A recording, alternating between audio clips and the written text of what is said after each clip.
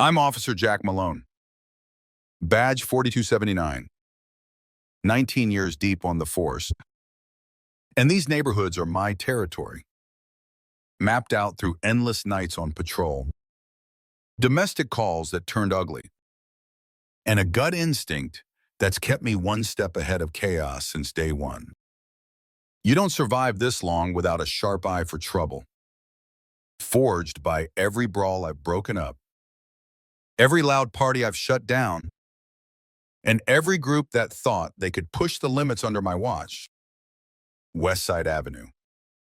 A quiet residential street by day with its tidy lawns and picket fences, transforms into a hot spot at night, basement parties pumping bass, underage kids sneaking drinks, groups who think the law doesn't apply to them once the sun goes down. And let's be straight, it's usually the same crowd stirring the pot. Black groups, loud and carefree, always with that energy, like they're daring me to step in, to make a move. I don't write the script, I just keep order. And that's been my duty, my purpose, for nearly 2 decades. It's a Saturday night, May 17th, 2025, just past 11 p.m.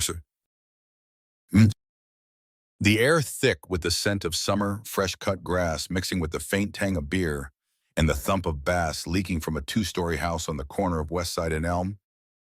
I'm on patrol, cruising slow through the neighborhood. Windows down, the cool night air brushing my face as I listen for anything out of place. The noise hits me like a wave, music blaring, a heavy hip-hop beat that shakes the windows of the house. Laughter spilling onto the street. A crowd gathered on the lawn, their silhouettes lit by string lights strung across the porch. My gut pings immediately trouble. Plain and simple. I pull over, cutting my lights to keep the element of surprise, and step out, adjusting my belt. The weight of my badge a steady anchor against the night. I approach, flashlight in hand, boots crunching on the grass. The party's energy hitting me full force as I close the distance. I see them. A group of black friends, mid-20s, 6 or 7 of them, clustered around a cooler on the lawn, drinks in hand, red cups, beer cans, the usual party fare, the vibe loose and rowdy, their laughter cutting through the music. My gut tightens, classic party scene. Likely underage drinking. Maybe drugs. Maybe worse. I've seen this setup 100 times. And it rarely ends well. Police. Shut it down. Now. I shout, my voice booming over the music. Asserting control. Letting them know I'm in charge. The group freezes, some of the younger ones scattering toward the house, disappearing through the side door.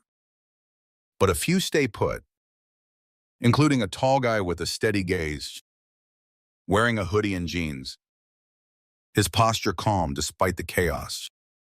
IDs, all of you. I demand. My tone sharp. My flashlight sweeping across their faces, catching the glint of sweat and the flicker of annoyance in their eyes. They fumble, pulling out wallets, handing over cards, names like Jamal Hayes, 24. Tasha Brooks, 23. Scattered across the pile I collect in my gloved hand. I run them through my portable scanner, expecting hits minors. Warrants. Something to back up my hunch. Most come back clean. Just a few minor citations for noise complaints. But one stands out. Officer Tyrone Jackson, 26. Badge 5312. From the East Precinct, a neighboring district. My brain stumbles. A cold shock hitting me, A cop. At a party like this, party's over.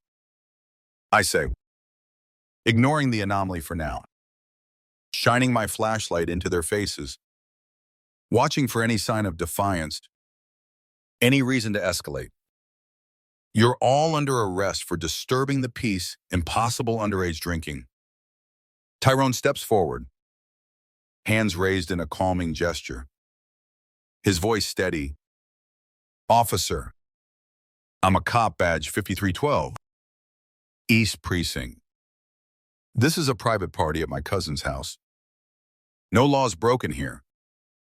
A cop. I smirk. Not buying it for a second. Nice try. Pals doing. Hands behind your back. I order, pulling my cuffs from my belt. The metal glinting in the glow of the string lights. He hesitates. Just a beat. His eyes narrowing slightly. And that's my first red flag. Nobody pauses unless they're thinking of running or lying. Now, I bark. Stepping closer. My flashlight still trained on him. My other hand resting on my holster for emphasis. The group erupts in protests. He's telling the truth. He's a cop. Man, this is messed up. But I cuffed Tyrone first. The metal clicking loud in the night. Then moved to the others, securing their wrists one by one. Their voices a rising chorus of frustration and disbelief. I'm in control. Or at least I tell myself I am. As I march them to my cruiser, cuffs tight around their wrists, my hands gripping Tyrone's arm through the fabric of his hoodie, the others trailing behind in a line. The street's alive now, neighbors peeking through curtains, a few stepping onto their porches. Phones out, the air thick with murmurs and the faint glow of the screens recording the scene. You're making a mistake. Officer, Tyrone says, his voice low. No trace of panic, just a quiet certainty that burrows under my skin. That bugs me. Most people would be pleading, their voices cracking with fear, begging for leniency. But he's too calm, too composed, like he's used to being on the other side of the cuffs, giving orders instead of taking them. Keep quiet. Or I'll add resisting. I snap, shoving them into the back of the cruiser. The doors slamming with a heavy thud that echoes down West Side Avenue. The sound swallowed by the night.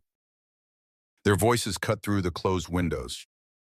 Tasha's sharp and defiant. This is going viral. You know that, right? That digs deeper. But I push it down. Doesn't matter. They're still suspects. Still fit the profile I've built over 19 years. I radio dispatch. Reporting 7 suspects. Mid-20s. Detained for disturbing the peace. Possible underage drinking. And disorderly conduct. My tone clipped as I try to focus on the procedure. To anchor myself in the routine, my hands grip the wheel as I pull away. But my gut's nagging. That badge number 5312 burning a hole in my mind. I push it down. Could be fake. A stunt to dodge an arrest. A tactic I've seen before from clever partygoers. In the rearview mirror, Tyrone's sitting upright, staring ahead. No fear. No sweat. Just a resolve that sets my nerves on edge. That's not normal. I've hauled in plenty rowdy kids. Drunk partygoers. Groups with something to hide, and they all crack eventually. Their bravado melting under the weight of a cuffs in a holding cell. Not this guy. He's poised, like he's mentally running through protocol, waiting for the right moment to act. You got anything to say? I ask, My voice gruff, trying to rattle him, to get some kind of reaction I can use to solidify my case. He meets my eyes in the mirror, his gaze unflinching, and says, "I'll address this at the station. My captain will clear this up." Captain. My stomach drops as I realize I might have miscalculated. But I double down. My training kicking in, stick to the arrest. Let the precinct sort it out. We pull into the precinct. In its absolute chaos, dispatch has already confirmed Tyrone's status. And the East Precinct is buzzing. Their captain on the line demanding answers. I march the group inside, cuffs glinting under the fluorescent lights, and sit them in holding, the metal chairs creaking as they settle. Their posture is a mix of defiance and exhaustion. The desk sergeant, Carter, looks like he's seen a ghost, his face pale as he mutters to me, "Malone, that's Officer Tyrone Jackson. Badge 5312. East Precinct. You arrested a brother officer at a family party." My blood runs cold, a chill creeping up my spine. My hands suddenly clammy around the clipboard I've been holding. I grab my phone, fingers trembling, and there it is, a video. Crystal clear. Posted by a neighbor who'd been filming from across the street. Me cuffing them, barking orders, my voice dripping with contempt. Tyrone's voice steady. "I'm a cop. Badge 5312. And you're making a mistake." The video's got 5 million views in under an hour. Hashtags Officer Jackson and racist cop trending hard. My name a lightning rod. Badge 4279 plastered across the internet like a scarlet letter. The precinct's a war zone now. The air thick with tension. The sound of radios crackling with urgent updates. The hum of activity punctuated by the East Precinct captain's voice booming through the phone on Carter's desk. Reporters are already gathering outside, their lenses pressed against the windows. While inside, the phone lines light up with calls from city officials and civil rights groups.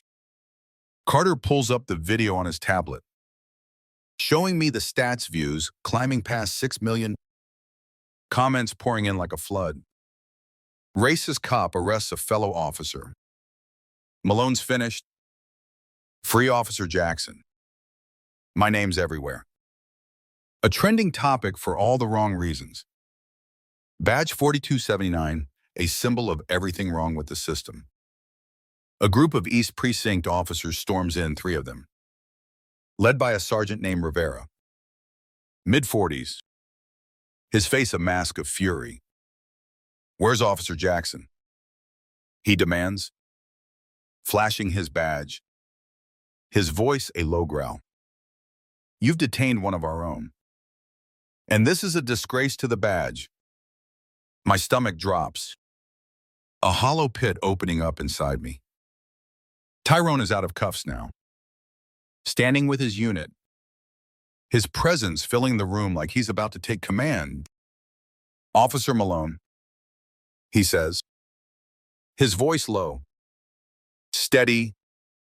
"You should have verified my identity before escalating this. You've embarrassed the department."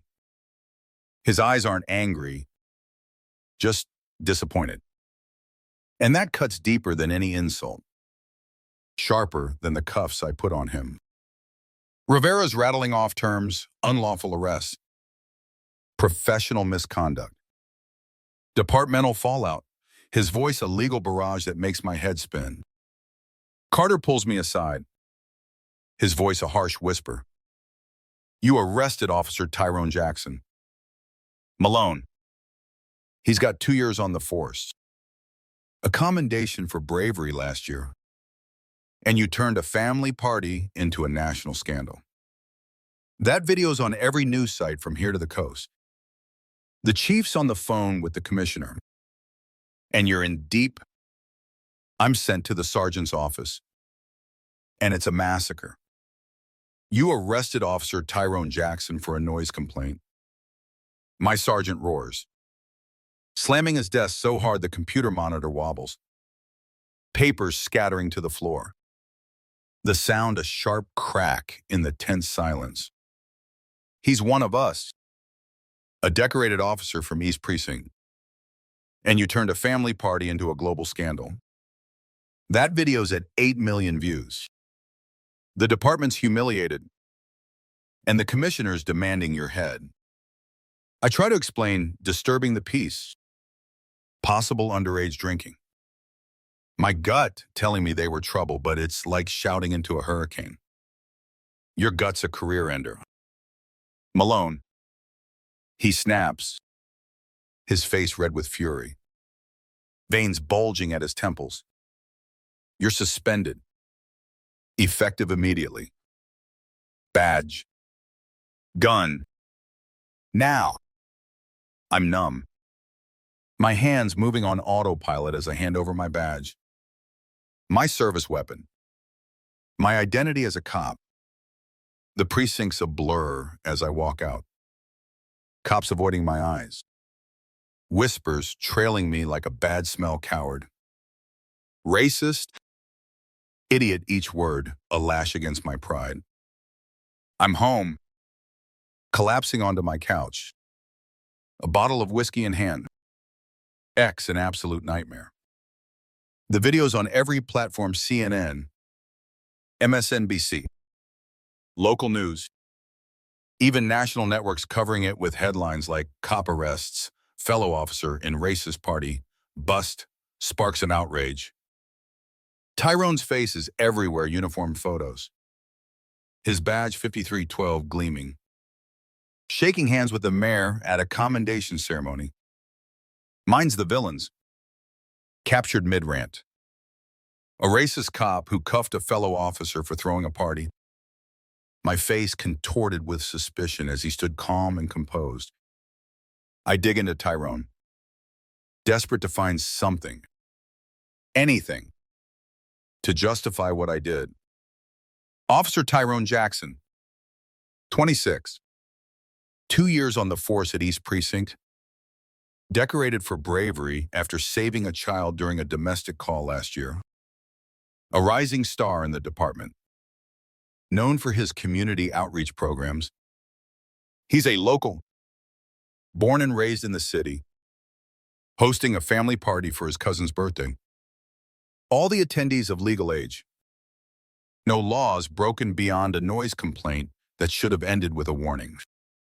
He's not just a cop, he's a hero. And I treated him like a common delinquent. All because he was black, partying with friends on a Saturday night. My stomach churns, a wave of nausea hitting me hard.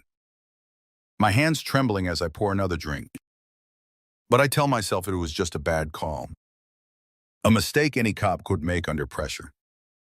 The lie feels flimsy, crumbling under the weight of the truth staring back at me from every screen. Every news ticker. Every social media post. The next week is a living hell. The videos everywhere, local news anchors dissecting my every move. National talk shows debating police culture. Late-night comedians making me the punchline.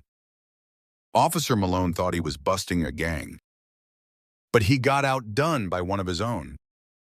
The crowd's laughter stings, but it's nothing compared to the protests clogging the precinct and city streets. Signs with Tyrone's badge number. My own scrawled in black marker as a target. Chance of justice for Officer Jackson. Echoing through the night. Police unions demand my firing. Civil rights organizations issue statements condemning racial profiling. And the department releases a statement praising Tyrone's professionalism while hinting at internal reviews. I'm on desk duty, pushing papers in a back office. A ghost in my own precinct. My buddies keep their distance, like I'm a walking plague. Their eyes sliding away when I pass it. Their silence louder than any condemnation. The sergeant barely speaks to me, just hands me more forms. His face a mask of disappointment. His silence a judgment all its own. I'm a pariah. My career bleeding out with every newscast. Every tweet. I check X obsessively. Each post a knife twisting deeper. Malone's a racist pig. Officer Jackson deserves respect. Protect and serve. My ass. I want to scream that they're wrong, that I was just doing my job, responding to a noise complaint, following my instincts. But the footage doesn't lie. I look like a bully, looming over them, voice dripping with contempt. While Tyrone stands there, calm, unshaken, a cop caught in my crosshairs. I think about the other calls I've made over the years, countless faces, countless names, all blending into a blur of suspicion. Black parties, Hispanic gatherings, anyone who didn't fit my idea of a quiet night. I told myself it was instinct, cop sense, a tool to keep the peace. But now I see it for what it was. Bias. Dressed up as duty, ingrained over 19 years. I never questioned it, never thought twice. Until now. Until Officer Tyrone Jackson. Until the whole world saw me for what I am, a cop who let prejudice dictate his actions. I talked to my partner, Eddie, over beers at a dive bar, hoping for some kind of validation, some shred of understanding to cling to. He's old school like me, been on the force 20 years, and he shrugs it off, sipping his Bud Light, the foam clinging to his mustache. It was a loud party. Malone, you did what you had to. These groups always play the victim when it suits them. But his words feel hollow, like a script we both recited too many times. Worn thin by repetition. Eddie doesn't see the badge, the uniform, the brotherhood Tyrone represents. He's still stuck in the US versus them mindset. Same as I was. I want to argue, to tell him it's not that simple anymore. That I've crossed a line I can't uncross. That Tyrone's calm under pressure haunts me. But I don't. He wouldn't get it. I'm not sure I do either. Not fully. At home, I'm alone. The whiskey bottle, my only companion. My badge on the table like a relic of a life I've lost. I think about my daughter. Grown now, living across the state. Her last call, a strained "I'm busy" months ago. What would she think? Seeing me in that video, knowing I'm the cop who targeted Tyrone. I think about my dad, another cop, his voice echoing in my head. Keep the streets quiet. Jack, no matter who's making noise. Quiet. That's what I thought I was doing. But all I did was amplify the noise on Tyrone's night. On my career. On my name. I'm not sure who I am without the badge. But I'm starting to think I never really knew. The investigation's a formality. But it's a brutal one. Internal Affairs has everything my body can. The neighbor's video. Tyrone's statement, calm and precise, laying out my violations like a textbook case. Unlawful arrest, discriminatory conduct, excessive force. All of it documented with the weight of his badge. My union rep tries to fight at officer discretion. Public safety. The need to respond to noise complaints, but it's a losing battle. The department's under siege. The city council's facing pressure from police unions and civil rights groups. And I'm the sacrificial lamb. The termination notice comes down swift and final. No pension, no benefits. Just a letter telling me to clear out my locker and vanish.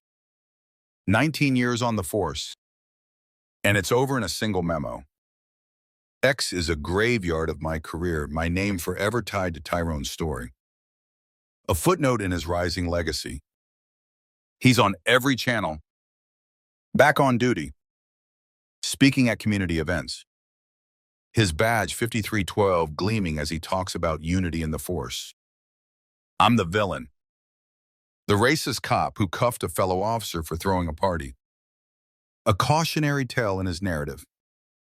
Protests continue across the city. Officers and civilians holding signs with Tyrone's badge number. Mine scrawled in black, a symbol of everything they're fighting against. The department pushes for reform.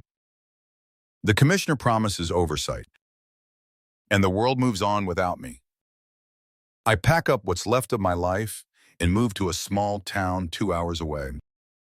Taking a job as a night security guard at a factory, it's quiet, lonely, a far cry from the adrenaline of the cruiser, the pulse of West Side Avenue. I'm just Jack now. No badge, no power, just a guy with regrets piling up like unpaid bills. I start reading books on race, on policing culture, on the history I never bothered to learn. It's like swallowing glass. Each page a painful reminder of my ignorance. But I need to understand why I failed. How I became this person I don't even recognize anymore. I learn about the history of Black communities in America. The way they've been targeted, harassed, broken up parties like Tyrone's, where friends gather to celebrate, only to be raided by cops like me for daring to be loud, to be joyful. I read about systemic bias, about noise complaint disparities, about the way policing has been weaponized against people of color for decades. It's a mirror, and I hate what I see, but I can't look away. I think about my training, the locker room talk, the way we joke about keeping them in line. I was part of it, a cog in a machine I never questioned, and now that machine spit me out. Therapy's a new thing for me. A woman named Dr. Patel who makes me unpack my dad's lessons, my anger, the fear I never named. You saw what you were taught to see, she says during one session, her voice calm but firm. What do you see now? I'm not sure, but I'm trying to figure it out. I start journaling, writing down every call I can remember, every face, every name, trying to make sense of the damage I've done. It's a long list, longer than I expected, and it keeps me up at night. The guilt like a weight I can't shake. I write a letter to Tyrone, pen and paper, my handwriting shaky from disuse. I apologize for the raid, for the cuffs, for the assumptions I made, for the man I was that night. I tell him I'm trying to change, to be better, to unlearn the things that led me to him. I don't send it. It's not for him, it's for me. A step toward accountability. A way to face the truth I've been running from. I keep the letter in a drawer. A reminder of the work I still have to do. I volunteer at a youth center in my new town, teaching kids about safety and their rights. The irony, as thick as the dust on the old posters we use. I'm no cop anymore, but I can show them how to navigate a stop, how to stay safe. They don't know my past, and I don't tell them. It's not about redemption. It's about doing something right. About honoring the officer I wronged in some small way. The kids are bright, curious, their questions filling the room. And for the first time in months, I feel a flicker of something like hope. I drive by West Side Avenue sometimes, not to patrol, just to remember. I see groups like Tyrone's, friends laughing on lawns, music drifting through the air, lives unfolding with joy. I don't feel that itch anymore, that need to stop them, to judge them, to assert my control. I see people now, not threats, not stereotypes. It's not enough, not by a long shot, but it's a start. I think about my dad's voice, fading now, replaced by something new, something I'm still learning to hear. Tyrone is out there, still serving, still leading. I saw him on the news, speaking at a community event. His badge 5312 gleaming, his voice steady as he talked about bridging divides in the force. He doesn't talk about me, doesn't need to. I'm a footnote in his story, a lesson he didn't ask to teach. I owe him more than a letter, more than regret. I owe him a world where he can party with friends without a cop like me assuming the worst. I'm not there yet, but I'm working on it. One day, one truth, one step at a time.